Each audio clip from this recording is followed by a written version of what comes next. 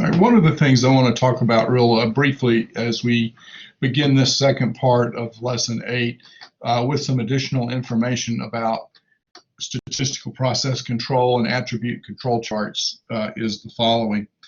And I'm reading a short example, a short paragraph from the bottom of page 108 on your textbook. And it says this: no production process produces exactly identical items one after the other. All processes contain a certain amount of variability that makes some variation between units inevitable. There are two reasons that the process might vary. Number one is the inherent random variability of the process, which depends on the equipment and machinery, the engineering, the operator, and the system used for measurement. This kind of variability is a result of natural occurrences. The other reason for variability is unique or special causes that are identifiable and can be corrected. These causes tend to be non-random, and if left unattended will eventually cause poor quality. These might include equipment that's out of adjustment, defective materials, changes in parts or materials, broken machinery or equipment, operator fatigue, poor work methods, or errors due to lack of training. So various causes of human error. So here's the principle behind this, is that we're saying researchers have said that most of this natural variability, which is you can't erase from the process, occurs between plus and minus 3 standard deviations. And that 3 standard deviations, as you remember, accounts for 99.74% of this natural variation. And so consequently, what that means is that we should see observations that fall between these limits, if you will, and it should be very, very rare that we see an observation that falls out here or down here. That should be very rare. And in fact, if you'll look, this is 0.0026, and that's the chance 0.0026 or 0.26% of a chance that we would see an observation that would lie above 3 standard deviations or below 3 standard deviations. And so that's 26 chances out of 10,000. So it's just very, very unlikely that we would see that occur. And so the issue is when we do see that occur, when we do have an event that falls above or falls below, above the upper 3 standard deviations or below 3 standard deviations, then it's very, very unlikely that that's due to natural occurrences, natural reasons. And so when it does fall above or below 3 standard deviations, then that's a reason to investigate the process. All right. So I'm not sure that I was particularly clear about that in the earlier discussion, but this is the reason for that. Okay. So now moving forward, often having a standard deviation or using 3 standard deviations above and below the mean is sufficient. But there's cases when that's not. How do we handle that case when we want to detect either more or less natural variation? So let's take a look. So here's an example. And of course, here's our probability chart, our Z chart over to the side.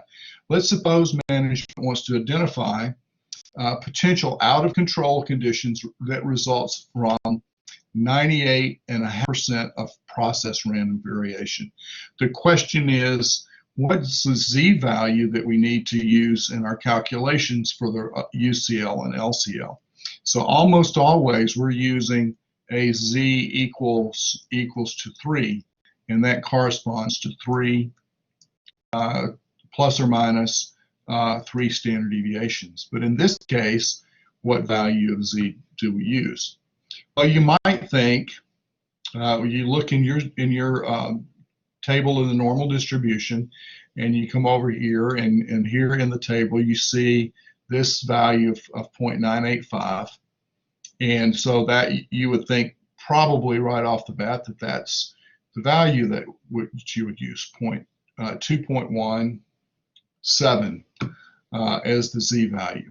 But of course, as you might have anticipated, or might already be aware of this process, that's not the correct value for Z. So this is not correct.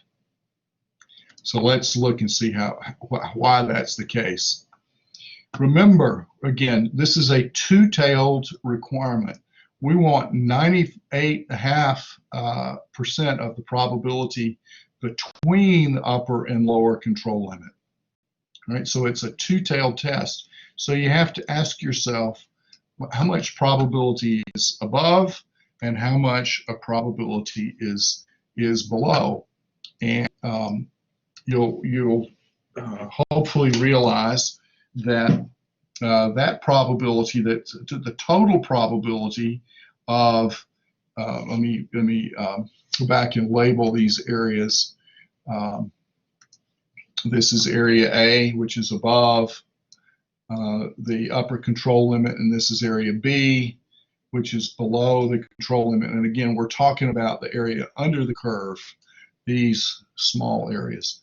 The total probability of A plus B is 1 minus 0.985, which is 0.015. Zero point zero one five. That's the total area. But of course, what you should recognize about this is that the area under the curve here for area A equals B.